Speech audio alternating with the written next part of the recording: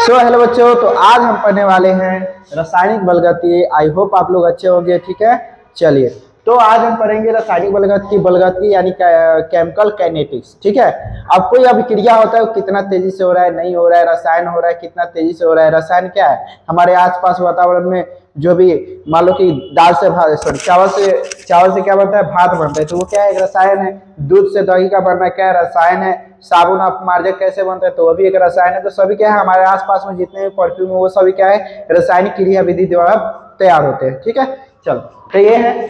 तो अब हम रासायनिक बलगति के बारे में जानते हैं, तो उससे पहले हम समझ लेते हैं रासायनिक बलगति है क्या।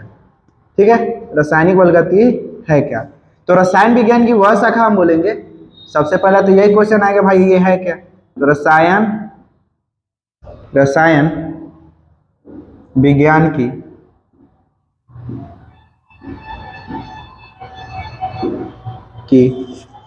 वह शाखा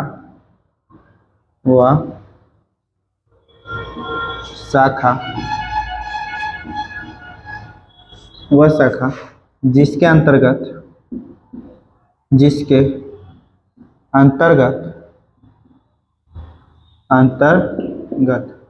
अभिक्रिया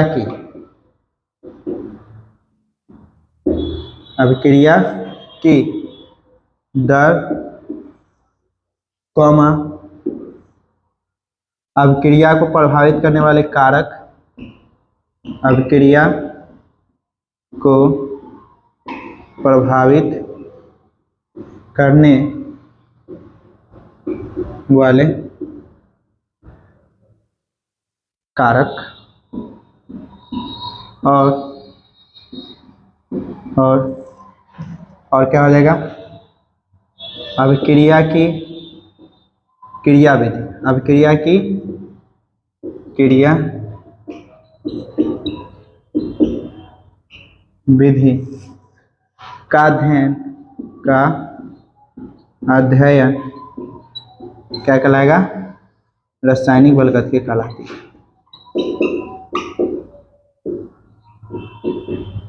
रासायनिक बलगति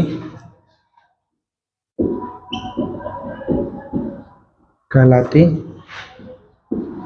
ठीक है, क्या हो जाएगा?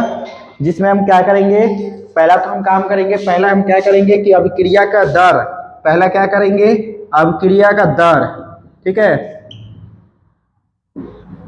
अभिक्रिया की दर। दूसरा हम क्या करेंगे?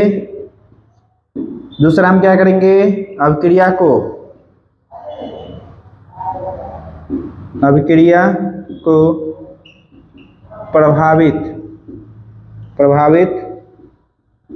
करने वाले क्या हो जाएंगे? कारक। और तीसरा हम क्या करेंगे? रासायनिक अभिक्रिया की क्रियाविधि। ठीक है, तो अभिक्रिया की क्रियाविधि तीनों को तो करना है। अभिक्रिया की क्रियाविधि, ठीक है, यही तीन करना है। पहला क्या करना है? अभिक्रिया के दर देखना है, अभिक्रिया को प्रभावित करने वाले कारक देखने हैं, और तीसरा क्या देखना है? अभिक्रिया की क्रियाविधि देखनी है। ठीक है, ये तीन चीज करना है हमको। ठीक है, अब चलो, अब इसको बांटने की बात आती है। तो भाई अभिक्रिया के दर जो होता है, रिएक्शन जो होता है, वो अलग अलग प्रकार से होता है। ठीक है, मान लो अभिक्रिया के दर यानी रेट ऑफ रिएक्शन के आधार पर अगर बांटते तो तीन भागों में बढ़ती है। कितने भागों में? तीन भागों में। ठीक है, अभिक्रिया का दर यानी कितनी तेजी से अभिक्रिया हो रहा है, नहीं हो रहा है, तो उसको हम क्या किए? तीन भागों में बांट दिए। ठीक है, चलो इसको आप लोग स्क्रीनशॉट लो, तो हम आगे चलते हैं।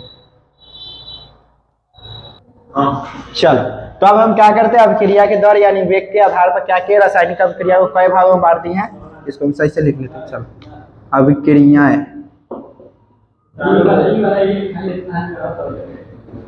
ठीक है, हम कई भागों में बांट दिए। पहला है तीव्र अभिक्रिया। क्या है? तीव्र अभिक्रिया। नेक्स्ट हमारा दूसरा नंबर है अति मंद अभिक्रिया।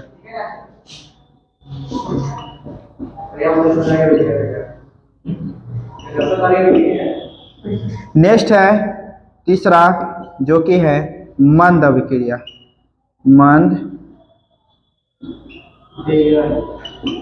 मंद अभिक्रिया। ठीक है, अब देखो तीव्र अभिक्रिया क्या होती है। तीव्र अभिक्रिया का मतलब मान लो कि हम क्या किए, कोई आयनिक हम क्या कर रहे हैं, अभिक्रिया करा रहे हैं, कोई आयनिक अभिक्रिया करा है। अब आयनिक अभिक्रिया को क्या किया हम, मान लो कि HCl, किसको HCl इसमें ले लेते हैं, HCl प्लस में सोडियम हाइड्रोक्साइड यानी हाइड्रोक्लोरिक और सोडियम हाइड्रोक्साइड को जैसे हम क्या करते हैं, अब क्रिया कराते हैं, तो जैसे हम क्या करते हैं कि जैसे अलार्म चालू करने जाते हैं, टाइमर चालू करने जाते हैं कि हाँ कितना देर में हो रहा है अभिक्रिया, तो जैसे ही 2 कदम उधर जाते हैं 2 कदम इधर आते हैं, तैसे ही क्या हो जाता है, वैसे ही क्या होता है यहाँ पे अभिक्रिया संपन्न हो जाती है। यानी कि क्या बन जाता है, ये प्लस है, ये माइनस है, ये प्लस है, ये माइनस है। तो यहाँ पे ध्यान देना, प्लस माइनस के साथ जुड़ेगा तो क्या हो जाएगा अभिक्रिया में, यहाँ पे लिख देते हैं NaCl प्लस में क्या हो जाएगा H2O, ये अभिक्रिया हो जाएगी। ठीक है, अब ये आयनिक अभिक्रिया है, तो आयनिक अभिक्रिया जो होती है बहुत ही तेजी से होता है। क्या होता है, बहुत ही तेजी से होता है, बहुत ही तेजी से। मान लो अभिक्रिया हम दो को एक साथ फेंट के रख दिए, 2 सोडियम हाइड्रोक्साइड और हाइड्रोक्लोरिक अम्ल को क्या किए, एक साथ मिला के रख दिए। अब जैसे क्या किए गए, हम टाइमर चालू करने गए कि आखिर ये अभिक्रिया कितने समय में हो रहा है ये पता करने के लिए, तब तक जैसे ही गए फिर आए तो वो पता चला कि अभिक्रिया संपन्न हो चुकी थी, तो उसे हम क्या कहेंगे, आयनिक अभिक्रिया। ठीक है, यह हम बोल सकते हैं तीव्र अभिक्रिया। नेक्स्ट है हमारा, मान लो कि यहाँ पे AgNO3 प्लस में मिला रहे हैं हम लोग, प्लस में है NaCl। ठीक है, सोडियम क्लोराइड NaCl, तो इसमें भी वही होगा। ठीक है, इसमें भी क्या होगा, तेजी से अभिक्रिया होगा, ये प्लस ये माइनस, ये प्लस ये माइनस, तो AgNO3 ये बन गया। यहाँ पे क्या हो जाएगा, NaNO3 प्लस में क्या बनेगा AgCl, ये हो जाएगा। ठीक है, तो ये क्या है, एकदम तीव्र अभिक्रिया है। क्या है, तीव्र अभिक्रिया। अब देखते हैं अति मंद अभिक्रिया। अति मंद अभिक्रिया होता है, एक मंद अभिक्रिया होता है। अति मंद अभिक्रिया में मान लो कि लोहे का जंग लगना, क्या, लोहे का जंग लगना। जब हम क्या करते हैं, बाहरी वातावरण में लोहे को छोड़ देते थे, क्या होता है, बहुत दिन तक वो क्या होता है, वो ऐसी जंग लगते रहता है, लगते रहता है। अब ये हमको पता ही नहीं चल पाता है। अब इसमें हमको मेन पॉइंट क्या करना है, इसमें अभिक्रिया की दर को पता करना है, रेट ऑफ रिएक्शन है, अभिक्रिया की वेग या दर। ठीक है, तो यहाँ पे हमको पहला दूसरा है लोहे का क्षरण, दूसरा क्या है, लोहे का क्षरण या लोहे में जंग लगना, वो क्या है, अति मंद अभिक्रिया, बहुत ही लेट से होता है। अब उसको पता करने में ये समय चला जाएगा कि हाँ कितना दिन में हुआ नहीं हुआ, तो उसको भी हम नहीं लेंगे रेट ऑफ रिएक्शन में। तो इसमें क्या आ जाता है, तो इसमें हो जाएगा लोहे का जंग लगना या लोहे का क्षरण, लोहे का क्षरण।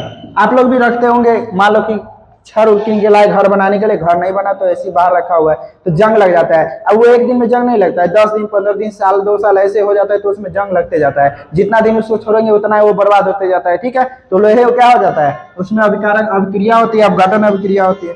चलो मंद अभिक्रिया में आते हैं। मंद अभिक्रिया में क्या होता है कि जब हम क्या करते हैं कि इसमें रिएक्शन कराते हैं, क्या कराते हैं, रिएक्शन कराते हैं। चलो रिएक्शन हम कराते हैं सुक्रोज से, किससे, सुक्रोज से। तो यहाँ पर हो जाएगा C12H22 और O11। ठीक है, तो यहाँ पे क्या हो जाएगा, जैसे रिएक्शन होता है और इसे हम क्या करेंगे, पानी के साथ, किसके साथ, पानी के साथ। ठीक है, रिएक्शन कराते हैं तो क्या होता है, ये क्या है, अभी सुक्रोज है, क्या है, सुक्रोज है। और इससे क्या बनेगा, तो ये बनेगा C6H12 और O6 और क्या बनेगा C6H12 और O6, यानी ये क्या है, तो ये है ग्लूकोज और ये क्या है, तो ये है फ्रक्टोज। इसको हम सही से लिख देते हैं, क्या है, फ्रक्टोज। ठीक है, तो ये भी क्या कहलाएंगे, तो इसमें क्या किया जा सकता है, तो इसमें ROR ये क्या किया जा सकता है, पता किया जा सकता है, किसमें, तो मंद अभिक्रिया में। पूछ देगा ऑब्जेक्टिव में कि मंद अभिक्रिया में क्या किया, पता किया जा सकता है, तो वो है रेट ऑफ रिएक्शन यानी अभिक्रिया की दर। तो अभिक्रिया की दर को पता करने के लिए इसको 3 भागों में बांट दिए हैं। ठीक है, पहला क्या हुआ, पहला तीव्र अभिक्रिया। तो तीव्र अभिक्रिया में देख रहे थे कि जैसे अलार्म चालू करने गए, सॉरी अलार्म बोल रहे, जैसे क्या किया गया, सेकेंड चालू करने गए, वैसे क्या हो गया, यहाँ पे अभिक्रिया संपन्न हो गया। नेक्स्ट हम आते हैं किसमें? अति मंद अभिक्रिया में। तो लोहे का क्षरण बहुत दिन तक जंग लगते रहता है। अब इसको पता करने में हमारा समय चला जाएगा, तो ये क्या आ जाएगा? अति मंद अभिक्रिया। तो इसमें भी रेट ऑफ रिएक्शन नहीं पता कर पाएंगे, ठीक है। धीरे धीरे ये होते रहता है, अब कितना जल्दी हो जाएगा ये पता नहीं। अब तीसरा क्या है हमारा? मंद अभिक्रिया। तीसरा में हम क्या कर सकते हैं? तो इसमें क्या करते हैं, ये जो है सुक्रोज, इससे क्या बना दिए, इसमें जल के साथ अभिक्रिया कराए तो क्या हो गया? ग्लूकोज और फ्रक्टोज का निर्माण हो गया। तो ये क्या कहलाएगा? मंद अभिक्रिया। और इसमें रेट ऑफ रिएक्शन यानी अभिक्रिया के दर को पता हम कर सकते हैं, ठीक है। क्या कर सकते हैं? अभिक्रिया की दर को पता कर सकते हैं, ठीक है। चल अब इसको आप लोग नोट कीजिएगा। चले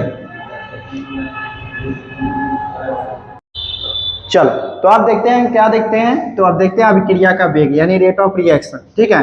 तो इकाई समय में क्या हो जाएगा? इकाई समय में अभिकारक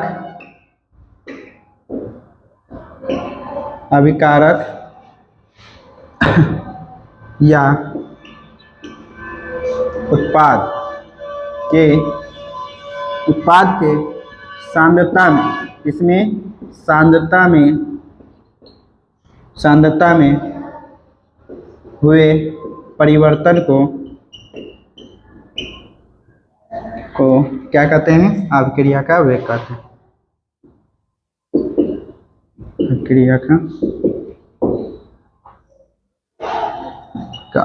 वेग कहते हैं।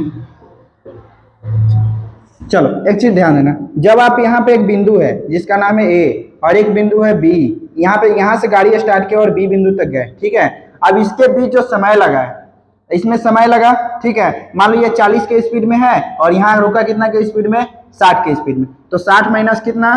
40। तो यहाँ पे क्या बच गया? 20। तो इसी का ये कितना के स्पीड में? लगभग इसका मिनिमम कितना मान सकते हैं? 20। तो 20 के स्पीड में ये ज्यादा गया, ठीक है। तो यहाँ पे क्या कर रहा है? इकाई समय में अभिकारक या उत्पाद की सांद्रता में हुए परिवर्तन को अभिक्रिया का वेग कहते हैं। अच्छा, चाल बराबर क्या होता है? फॉर्मूला बताइए तो। चाल बराबर दूरी बटे समय। क्या होता है? दूरी बटे समय। तो ऐसे हम इसमें करेंगे। इसमें क्या बोल रहा है? इकाई समय में। तो इकाई समय में बोल रहा है, किसका बोल रहा है? तो अभिक्रिया, रेट ऑफ रिएक्शन, अभिक्रिया का वेग ROR बराबर क्या हो जाएगा? इकाई समय में। तो यहाँ पे T डालेंगे और क्या बोल रहा है? अभिकारक या उत्पाद के सांद्रता में परिवर्तन। तो यहाँ पे लिख देते हैं सांद्रता में परिवर्तन। क्या लिखते हैं? सांद्रता में परिवर्तन।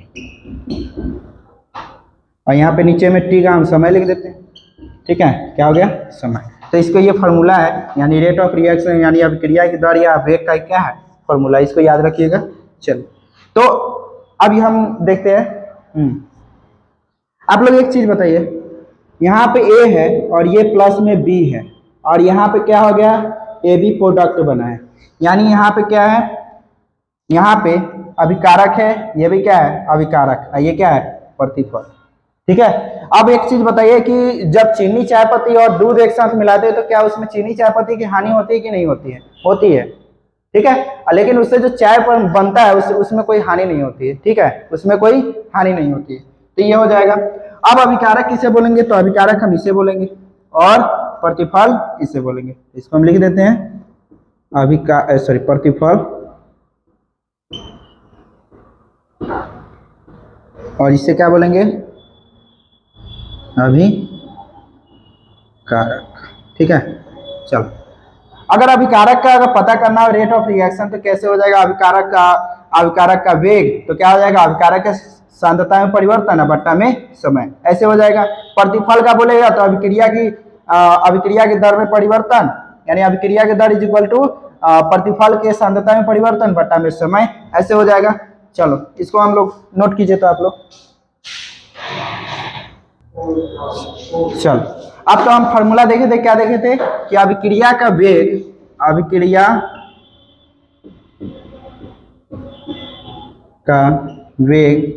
इज इक्वल टू क्या देखे थे? सांद्रता में परिवर्तन अब बट्टा में क्या हो जाएगा? समय। तो हम इसके आधार पर हम क्या करते हैं? अभिकारक और प्रतिफल का भी फार्मूला बना लेते हैं। क्या हो जाएगा? अभिकारक का बनाएंगे तो अभिकारक का वेग का वेग इक्वल टू क्या आ जाएगा, इक्वल टू अभिकारक के सांद्रता में परिवर्तन और बट्टा में क्या आ जाएगा, समय। इसको आप लोग नोट कीजिएगा, ठीक है, ये हो जाएगा।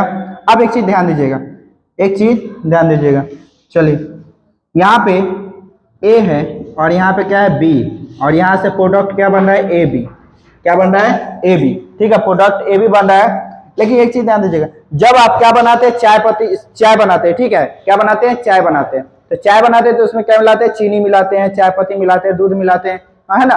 तो उसमें क्या करते हैं जो चाय पत्ती होता है वो वहीं पे निकल जाता है, उसका गुण क्या होता है, चाय में चला जाता है, ठीक है। लेकिन ये जो बना है इसका निश्चित नहीं अनुपात होता है, इसका कोई निश्चित अनुपात नहीं होता कि कितना आएगा कितना नहीं आएगा। यहाँ पे ये बन रहा है, ये बन रहा है यहाँ पे, ठीक है, और यहाँ पे क्या प्रोडक्ट मिला हुआ है, तो ए भी प्रोडक्ट मिला हुआ है, यहाँ पे ए भी प्रोडक्ट बना रहा है, ए प्लस बी प्रोडक्ट मिला और यहाँ पे ए इंटू बी प्रोडक्ट बना दिया, ठीक है, ए भी प्रोडक्ट बना दिया।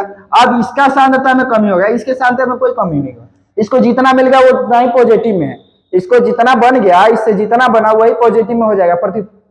प्रतिफल जो होता है हमेशा पॉजिटिव में होता है, ठीक है, तो प्रतिफल क्या है यहाँ पे, तो हमेशा पॉजिटिव में है, ठीक है।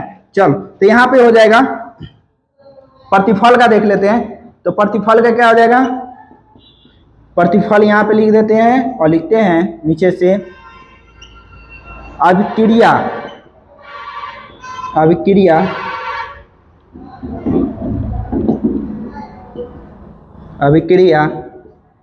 का वेग इज इक्वल टू क्या हो जाएगा, प्रतिफल, क्या हो जाएगा, प्रतिफल की सांद्रता में, किसमें, सांद्रता में वृद्धि